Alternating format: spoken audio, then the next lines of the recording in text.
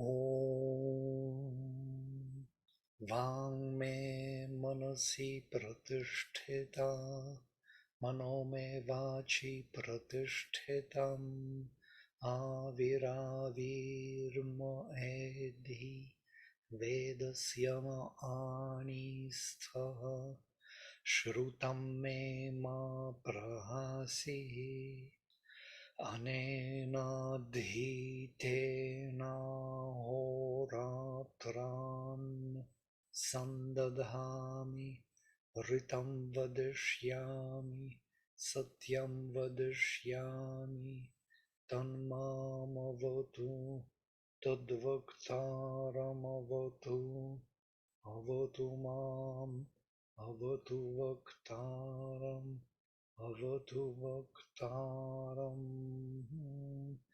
Om Shanti Shanti Shanti.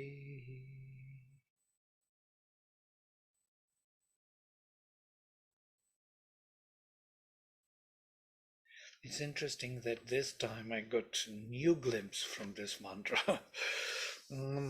Well, every time I get some glimpse, yes, and today that I shall speak the truth. I was listening to the program before on propaganda, and the major focus of propaganda is mixing truth and untruth, mixing to the extent that you already get tired from distinguishing them. So you start believing opinions. Opinions become, more important than the facts. Facts are, everything can be, can go that way, this way, every way possible. Yes, is it not so? Yeah, it is so. So this kind of mixture creates this uncertainty in the mind, which is the most difficult to handle.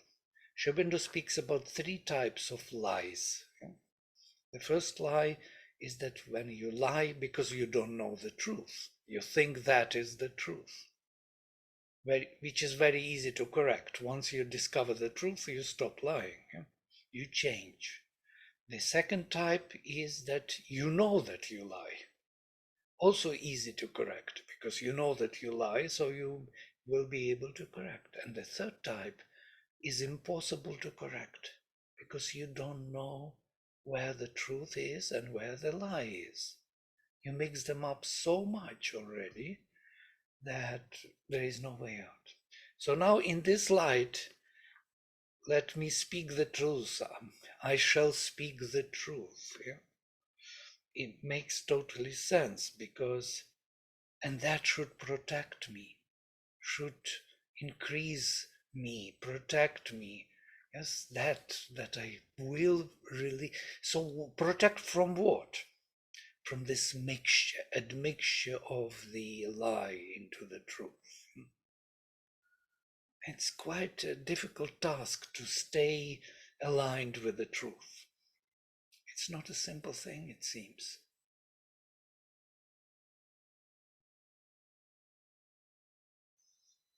Amazing. There was Goebbels, maybe Goebbels with G, from Hitler's command, and he had a vision of that the more the brutal lie, the more impact it has on consciousness, and its shadow will stay. And it is very difficult to argue with. So the lie has power.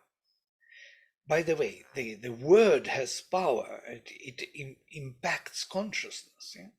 So this is why it's so important to speak the truth. And not only the truth static, but also dynamic truth. The truth in the making, the truth which is making us that what we have to be. That means we need to know the direction where we are going, the aim of our life. And then only we will be able to speak the truth.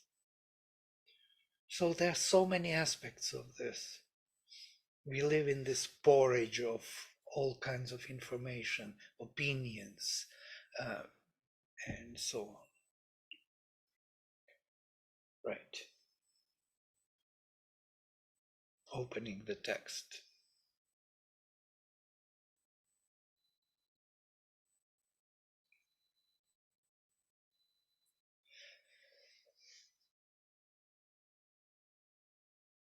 So we stopped at number 13, I think. Yes. So this was the last term. We started, but we didn't finish it.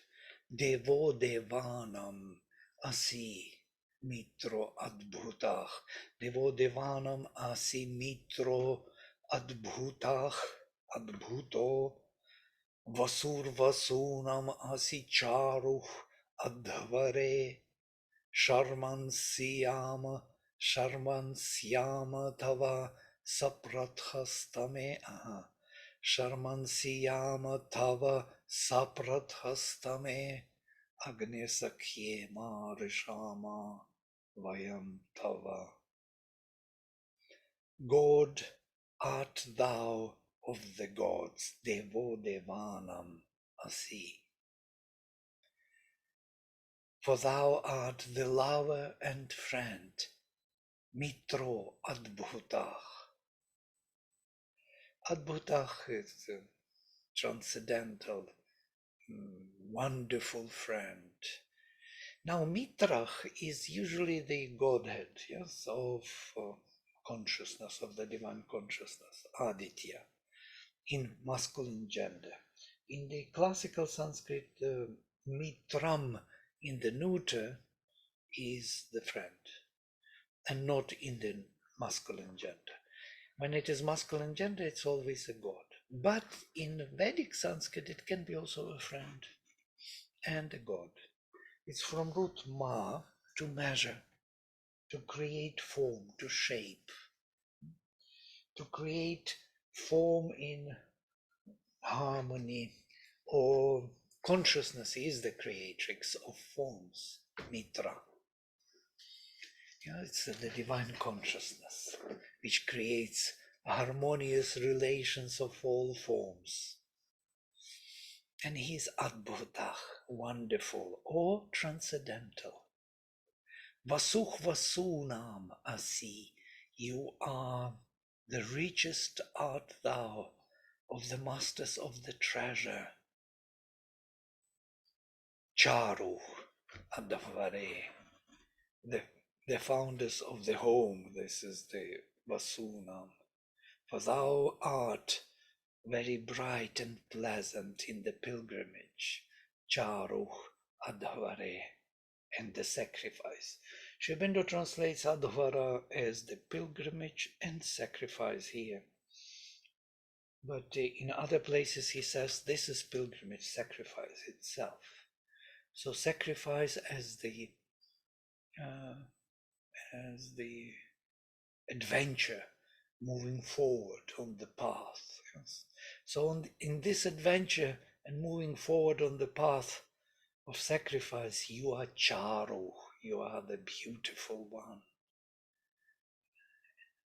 Very bright and pleasant. Interesting. He adds another meaning to Charu. Pleasant. Not only beautiful, for Sri Aurobindo, beauty is always connected with Ananda and bliss. And that's why pleasant. So beatitude, it is that Ananda Loka, yes? Loka of beatitude, which includes also bliss. Otherwise, how would we know that it is beautiful? It's only through feeling we know, oh, it feels very blissful, that's why it's beautiful. Otherwise, it may be perfect form, but there is no beauty in it. So, interestingly, you are the god among the gods, and Mitra transcendental, the divine consciousness transcendental, and you are among Vasus, a Vasu, and beautiful on the path of sacrifice.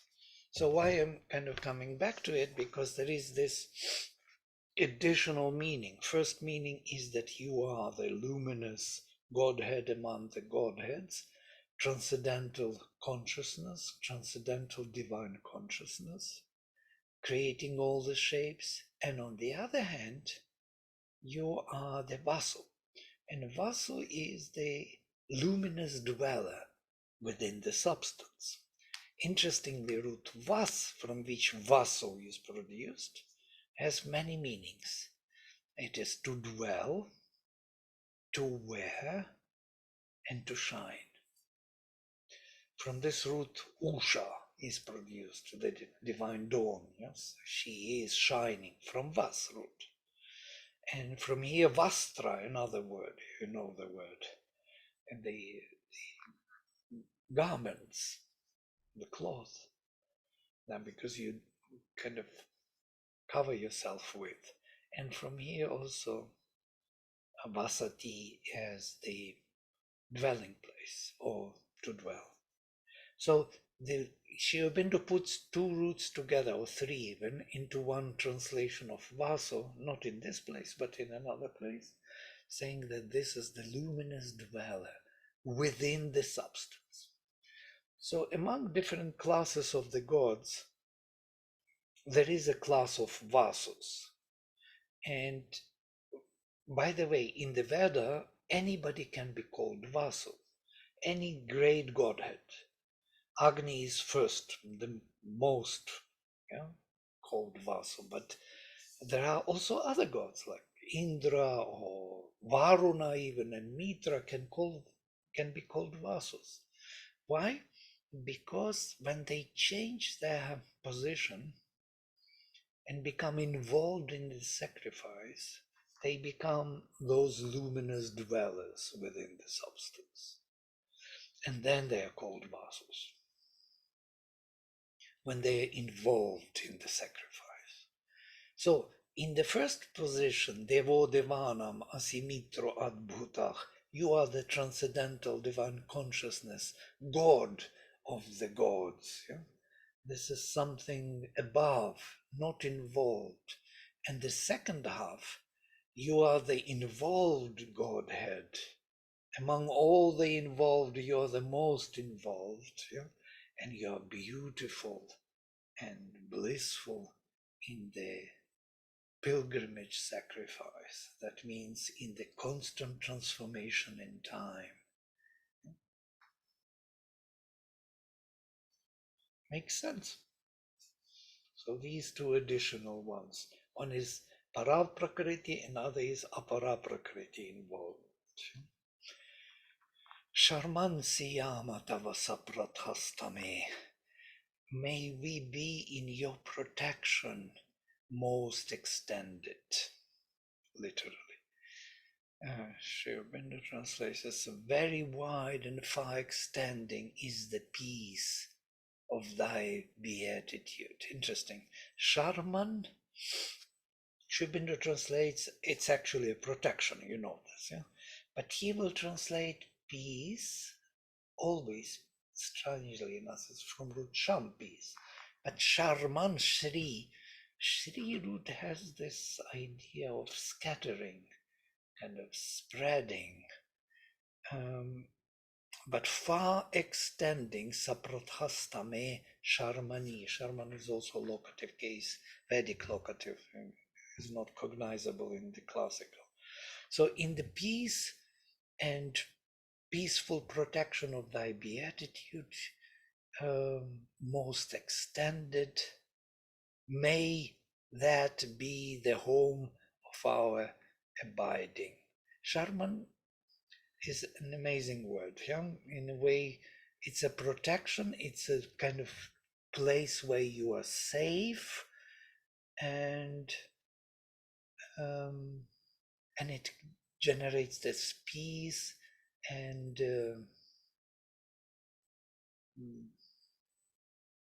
beatitude. Yes, very wide and far extending is the peace of thy beatitude. In your peace, the most extended, may we be, literally.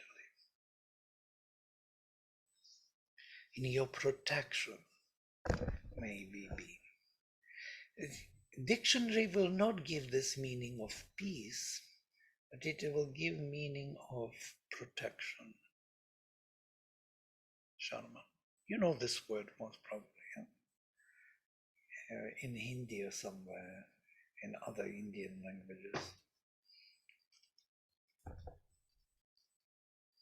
I do not know whether I use it here. No, I didn't write it because it's a well-known word.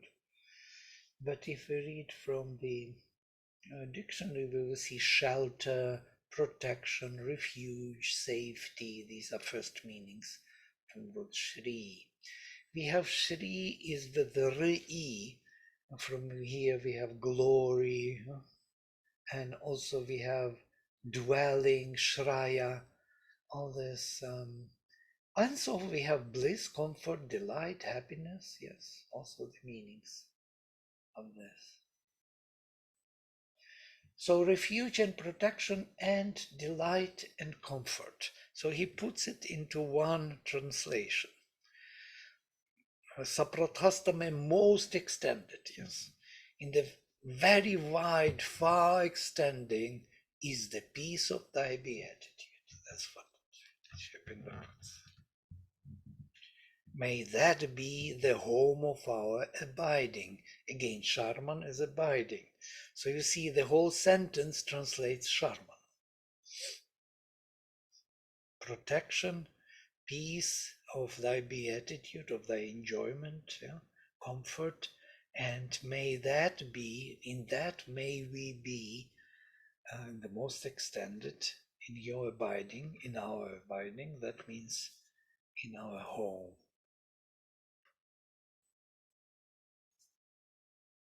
And then the last phrase,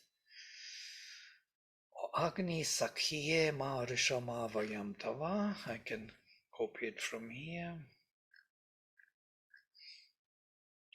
With him for friend, we cannot come to harm. Sri Aurobindo does not translate it in his.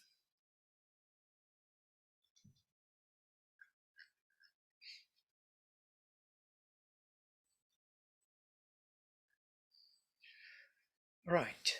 May we be free from harm, being close to you. So, he is transcendental Godhead, the divine consciousness which creates all the forms, and he is involved Godhead, the luminous dweller within the substance, who, with his beatitude and his power of bliss, generates the journey, sacrificial journey in time. May we stay always in his protection most extended. And then, verse number 14. Tatte bhadram yat samidhah suvedame soma utah jarasemridayat tamah dadhasi ratnam dravinam chadashushe agne sakhye ma rishama vayam tava. That is the bliss of him and the happiness, Bhadram. Te Bhadram, your Bhadram. That Bhadram is yours. For then is this will very gracious and joy-giving.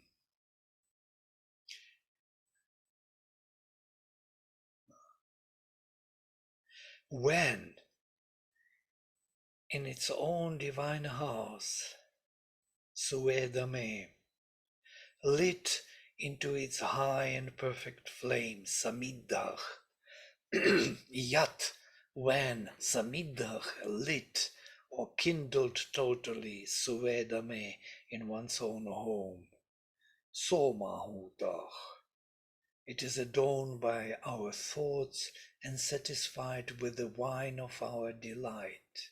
He puts everything into one word, Somahutah. basically when it is supported by the oblation of soma. And soma in an interesting kind of concept. It's, of course, it's our delight, the wine of our sensual delight. And also because of that sensual characteristics, soma is also has something to do with our sensual mentality, manas. And manas and soma are closely connected in the Veda. Yes? Tasya hridayam nirabhidyata hridayan mano manasaschandrama. So his heart opened, broke forth from the heart, manas, from the manas, moon was born, or soma or chandrama. These are the epithets. So the soma is connected to the manas, and manas is connected to the heart. It was believed that we think by the heart. Manas, sense mind, operates by senses, operates by indriyas, is not the manas in the head. It's not mind of the head, it's mind of the heart, which has an impulsion, which has the will of the heart, the intention. It's all heart related. So, and in that sense, soma,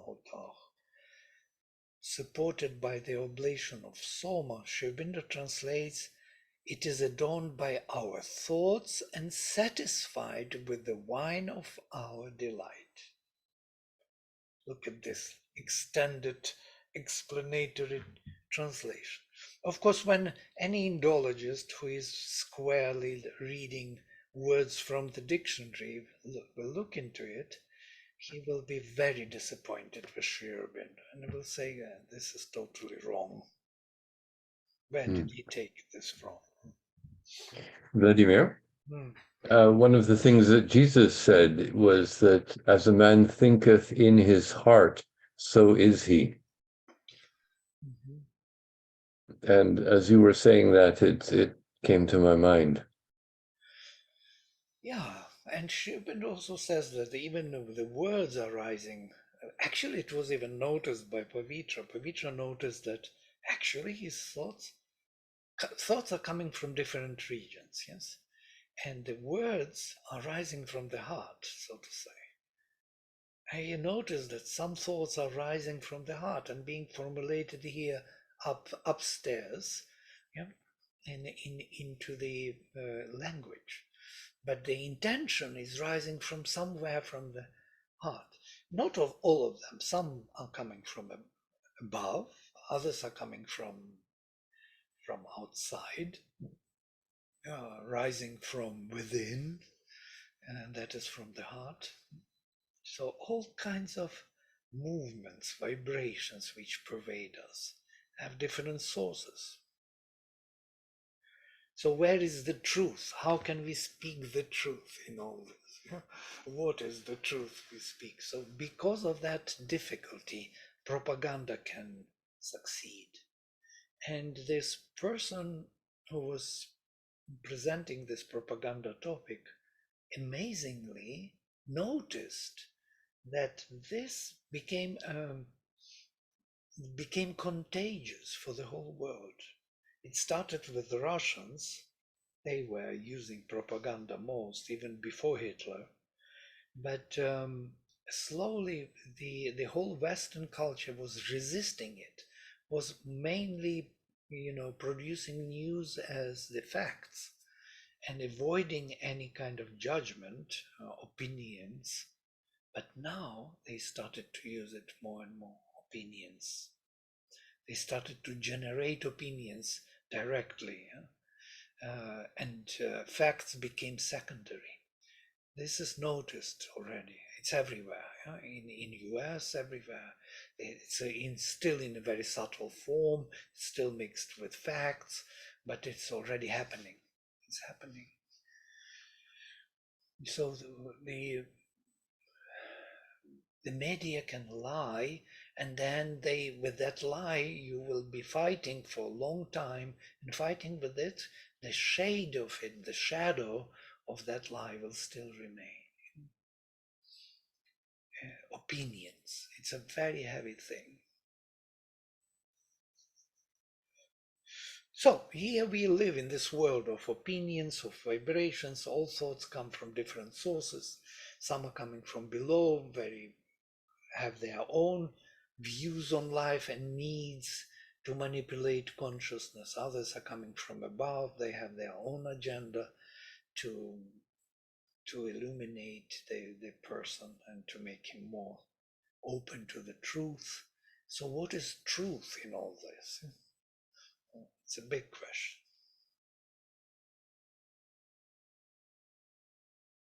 Truth is with sacrifice.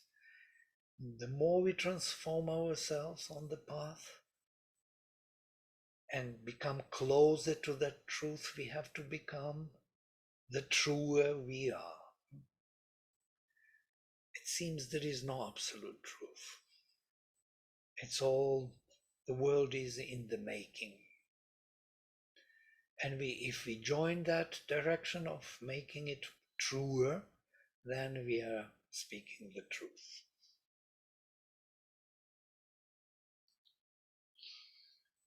Dadhasi Ratnam Dravinam Chadashushe, and you established the Ratnam, the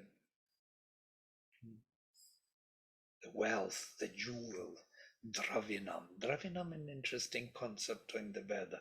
Let us see what Sri Aurobindo says. Then it lavishes its deliciousness. Then it returns in treasure and substance all that we have given into its hands.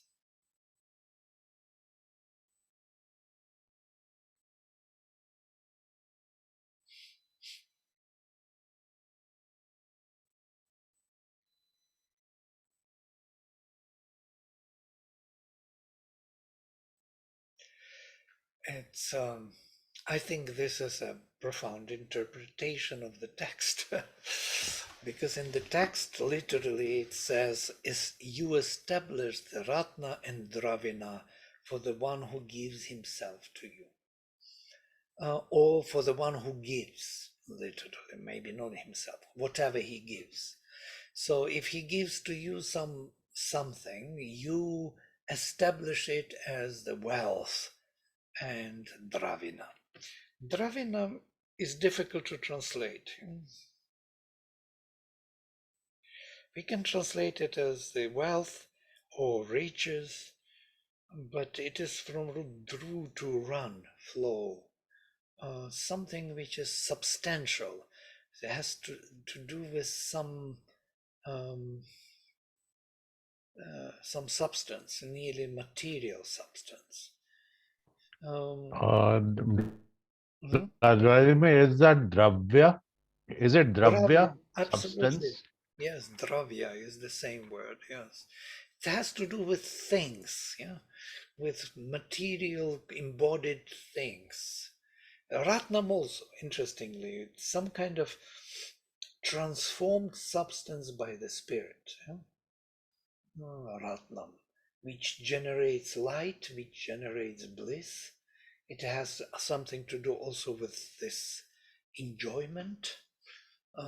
There are several words of this kind. Rai, Ratnam, Radhas, all of them are used for that purpose, to express the wealth, the divine wealth. What is the divine wealth? It's the embodied, immaterial form, consciousness and bliss. And that's why the precious stones are actually symbolically represent that beauty. Yeah? If you take a diamond or if you take a gold, yeah, gold is that color, that substance which is already beautiful and true in its own. It doesn't rust. It is shining with the light of the truth. So the wealth itself, all the precious stones, gold, silver, they represent actually those transformative substances, transformed substances by the Spirit. So, and Dravina is of the same kind. It's some kind of realization in the body, already in the body. In many other places, if you meet this word, you will understand what the Rishi puts into this meaning. And so maybe I should open the dictionary and see again, because it's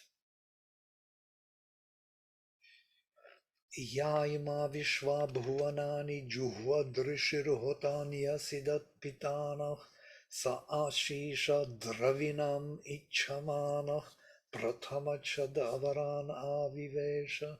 So there is the whole hymn where Dravinam Ichamana Prathamachad Avaran Avivesha. So he begging Bhikshamana, Dravinam Ichamana, he seeking the Dravina, the realization in the material formation, he, the Rishi, our father,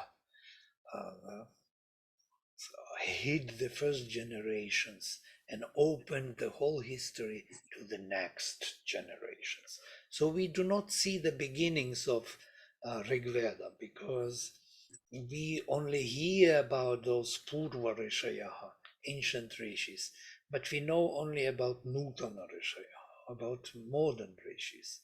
So they were hidden by the one who wanted the achievement in the substance. It seems if we would know everything about our history, we would not be able to move forward.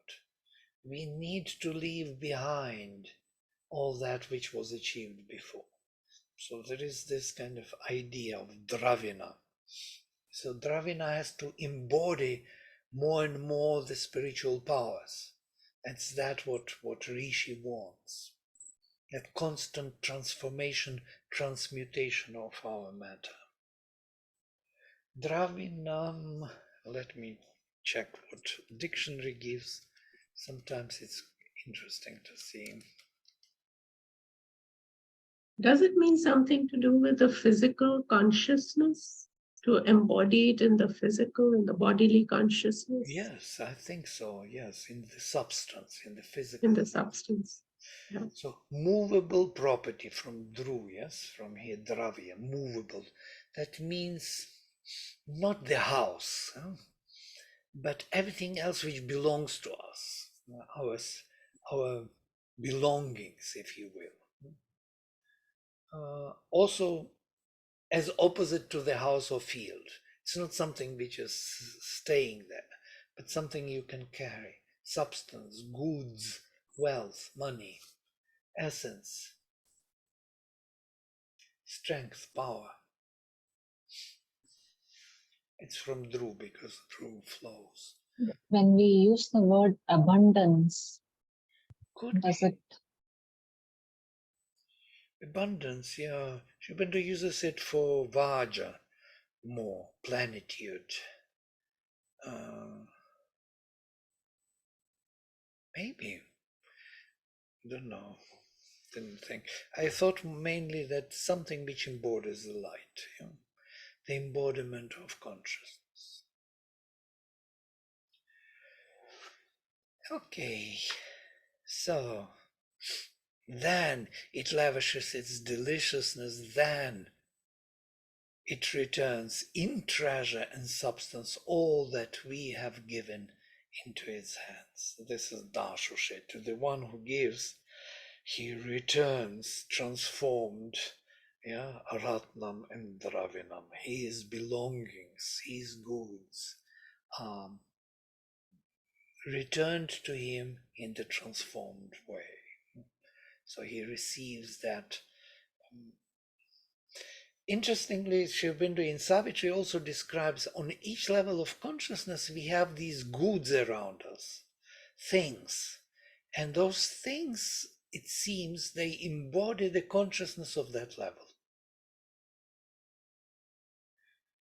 for example, when we go down into the darkness, even things there were hurting and causing the problem because they were embodying the consciousness of that level of darkness. In the higher levels, things are supportive of that consciousness. So things are reflecting the consciousness in which we live. Constantly living, did you notice this? If some saints lived in one environment and he had some goods, they emanate that particular consciousness. You could even feel it. It's not an imagination, it's a power. Why we want all those, things from Sri Aurobindo and the Mother.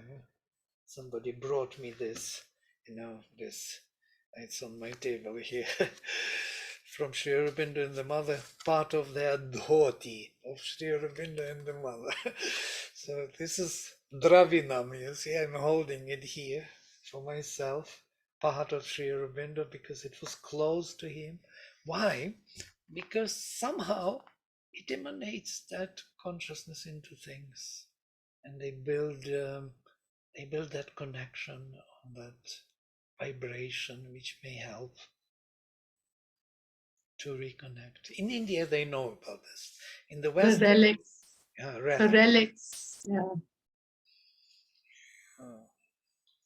in the West, they look at it a little bit suspiciously, like, but it's a kind of superstition. Yeah?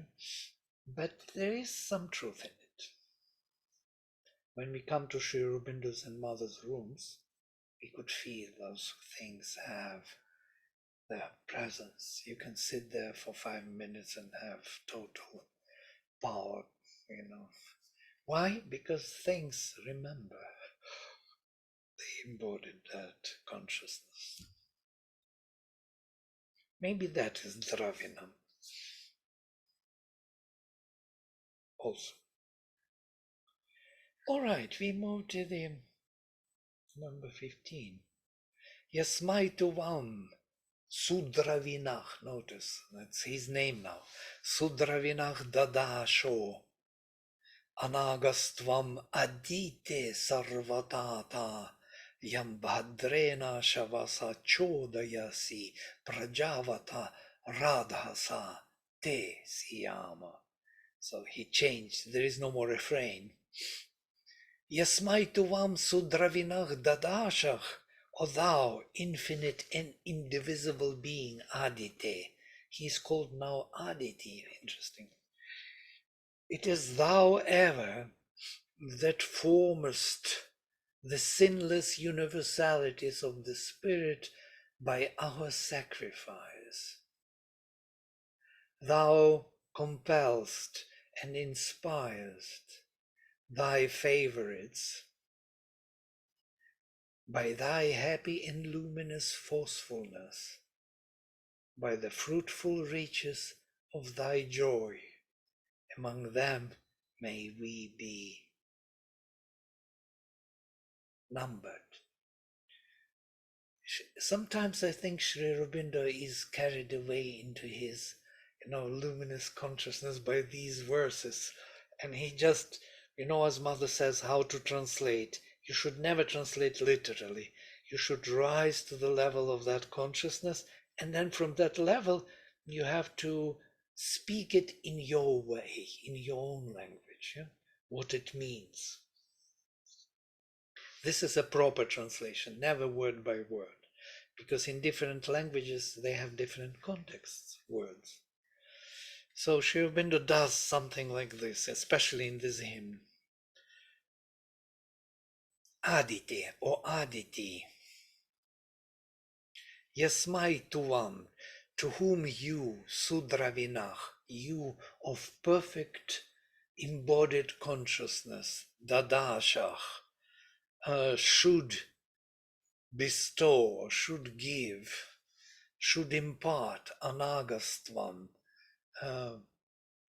state of sinless universality. Anagastvam, interesting word. Agas is the sin. From here, ag, all these kindred roots, which mean this Python, narrowness, amhas, darkness, and agas, anagastvam, freedom from narrowness, freedom from sin.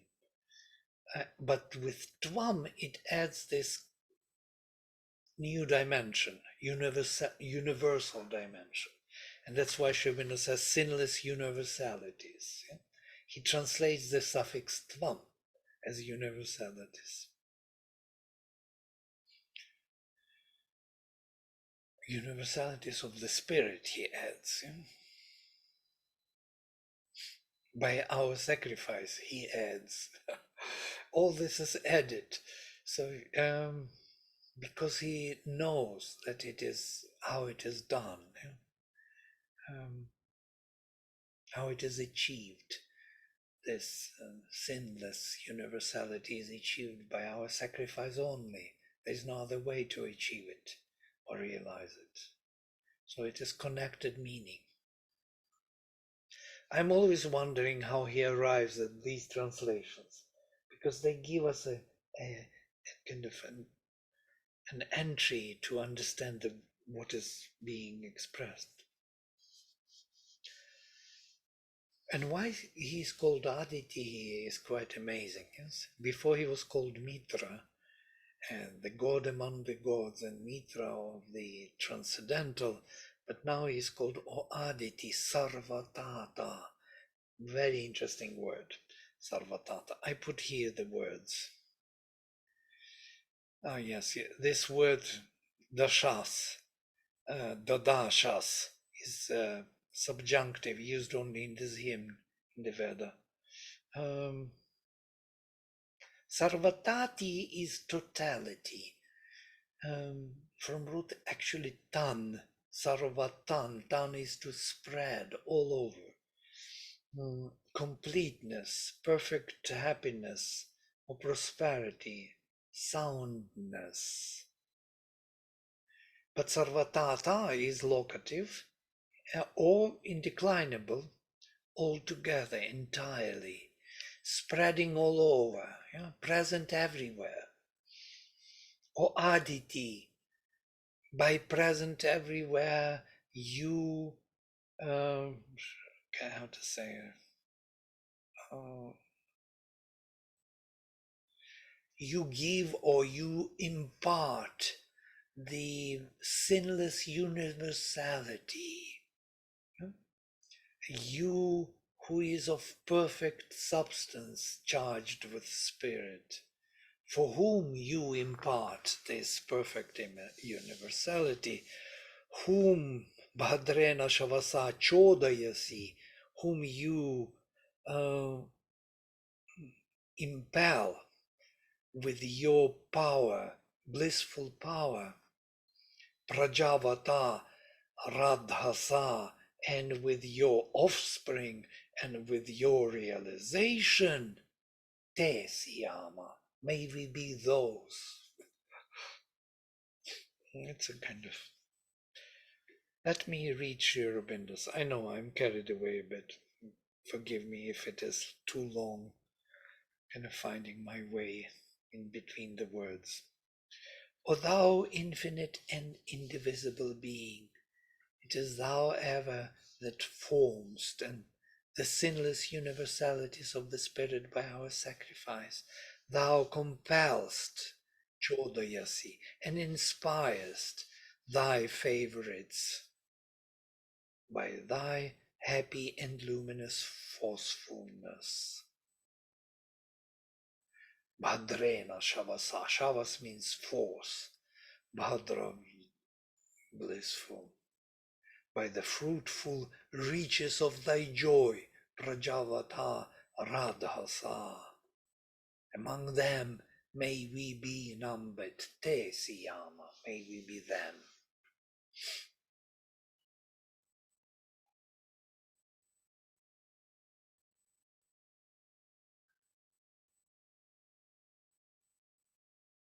Interestingly, the word Aditi is used by Vedic rishis not only to indicate the Divine Mother, Aditi and Diti, which is a normal first meaning, but also in the hymn of Vasishtha, it is said, Adityasach, Aditayach Siyama. The hymn starts with this. May we be Adityas and may we be Aditis. Purdevatra.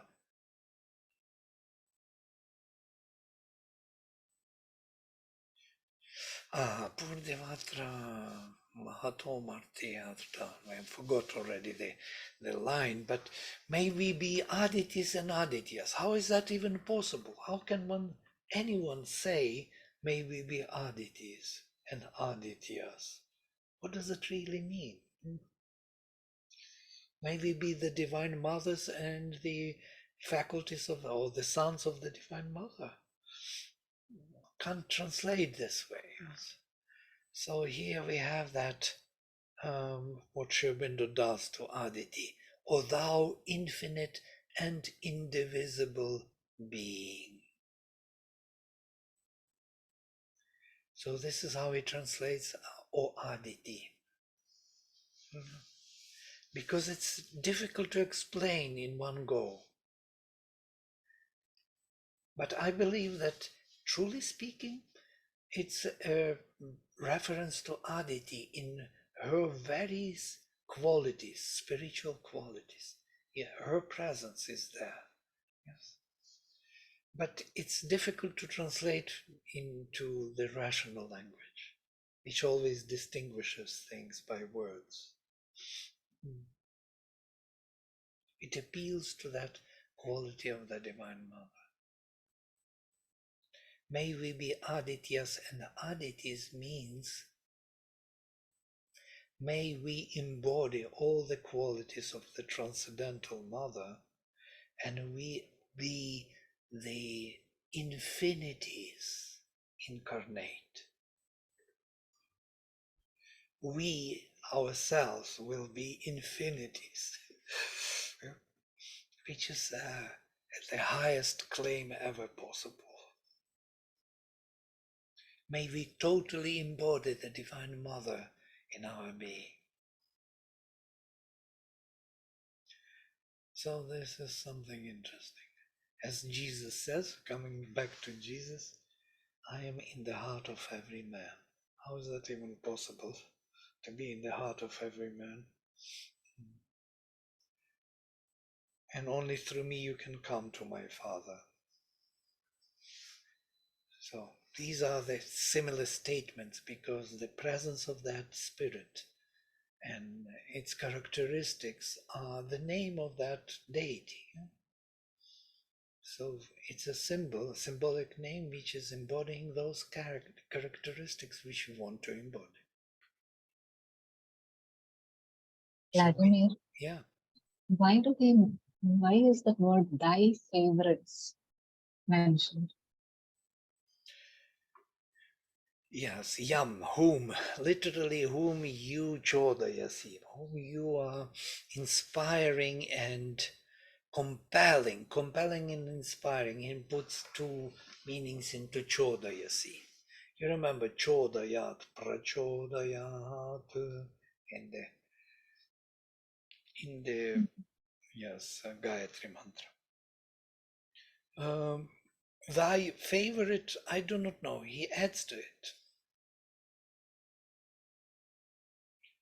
Whom you? Most probably because that Agni will never inspire anyone who is not his favorite. I think. So maybe it could mean the chosen ones. Yes, Yeah. absolutely. Mm. Who chose the divine is chosen by the divine. Absolutely. There's something he needs to add to it, that because our mind is so flat. If you don't add anything to it, you will not see even the meaning. You need to catch it somewhere, to explain to it a little more, a little vaster context in which these words are used. And then we can see the deeper meaning. Otherwise, we are quite. So even the gods have favorites? Agni, yes, of course. They have favorites. Those who chose the gods were chosen by the gods, definitely. In Katha Upanishad, you remember it is said that nobody can realize the divine unless he's chosen by the divine. Only whom the divine is choosing, he can reveal his secret, his body. There's no other way. So there is a total security in that sense. We're totally secured. The divine cannot fail in that sense. By the way, the same idea was translated in terms of Guru Shishya Parampara. Guru had to choose Shishya in accordance with his understanding. So he may fail because Shishya fails. So it is his responsibility to choose the right vehicle for knowledge.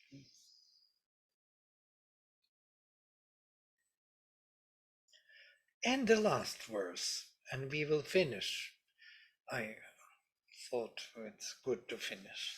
Sattvam agne saubhagyas saubhagatvasya vidvan asmakam ayuh pratireha deva tanno mitro varuno mama hantam aditi sindhu prithivi utadyau. This is the refrain. This is the signature of Kutsangirasa. All his hymns will be finished with this signature. You know, Vedic rishis have very interesting way of signing their hymns. This is Kutsangirasa's signature. Every rishi, like Vasishtha, would have his own. When we will come to them, you will see that signature. This is his, but typical for Kutsangirasa. So, Sattvam Agni, you are that, O Agni, Saubhagatvasya Vidvan. So, thou art the knower of felicity, Saubhaga Tva. Tva is this suffix of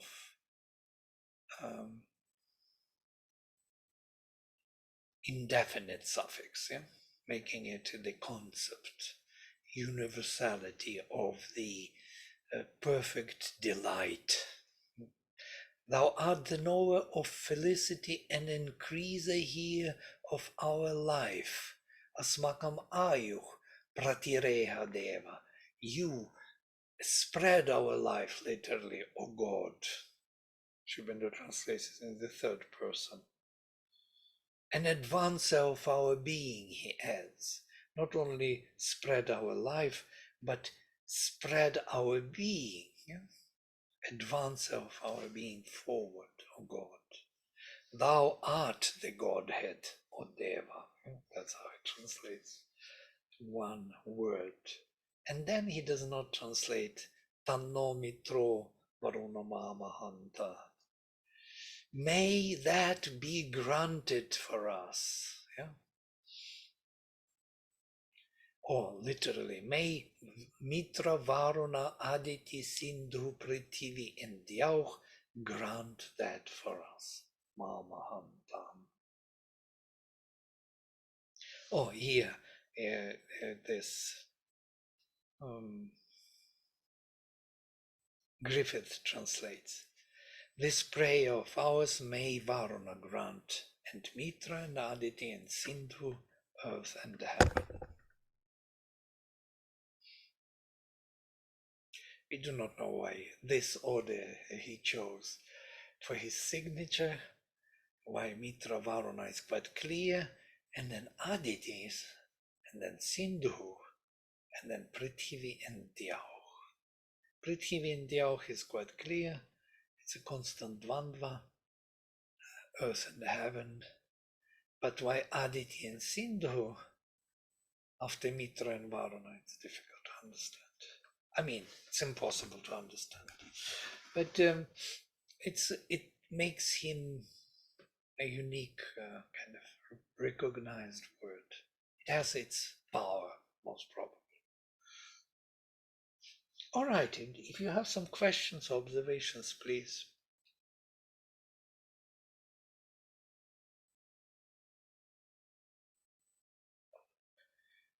I will send you there.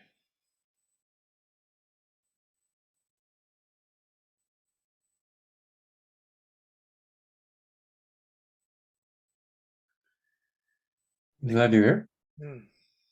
you mentioned in the very beginning that consciousness was the creatrix of matter, I believe, Of the form, yes.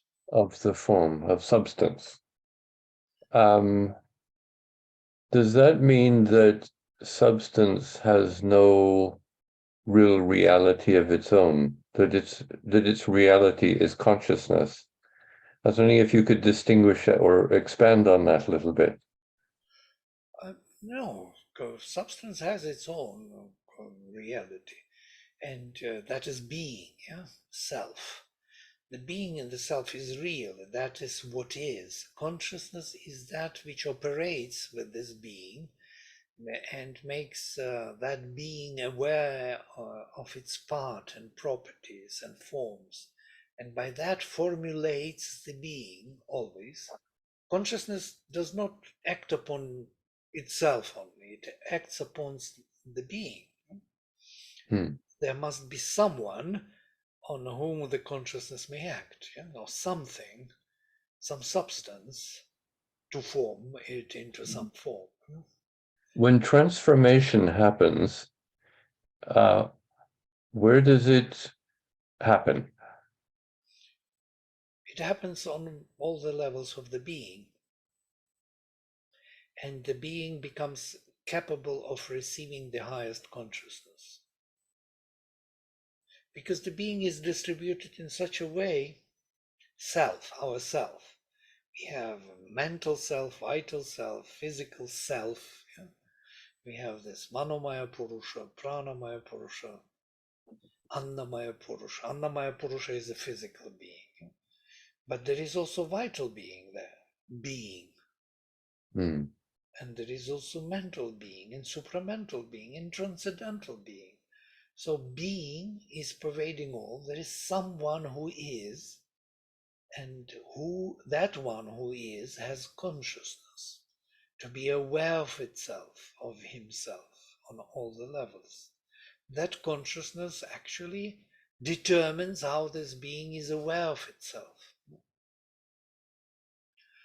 So we are illumining ourselves by consciousness.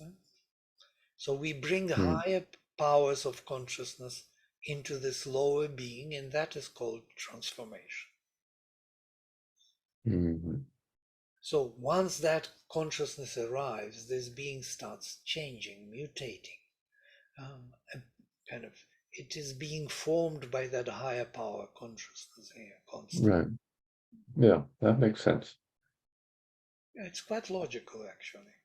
Yeah, thank you. Vladimir, then without substance, even consciousness would not really need to exist or exist. Absolutely. Absolutely true.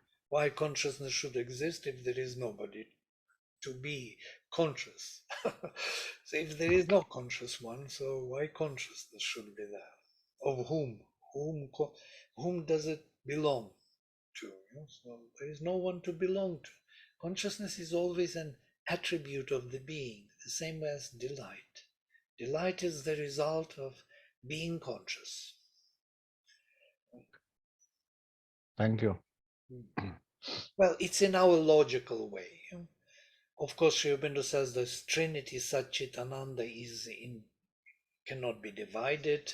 Our mind is dividing it and trying to figure out what it is. But in that transcendental state, it is one and the same. Being, consciousness, power, and bliss cannot be kind of separated one from the other. It's a one totality of some kind. So when there is being, it is absolutely conscious of itself.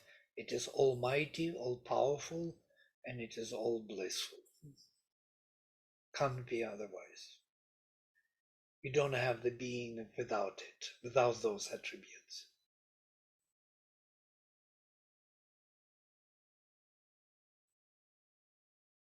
We can separate it in the mind.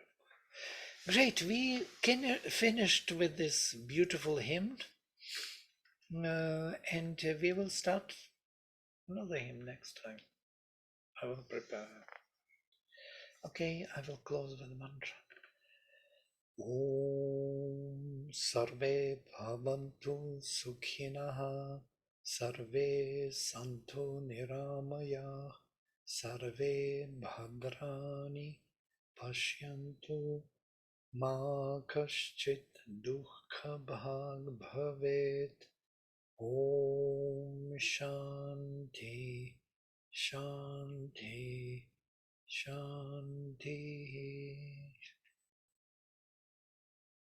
Hadi Om.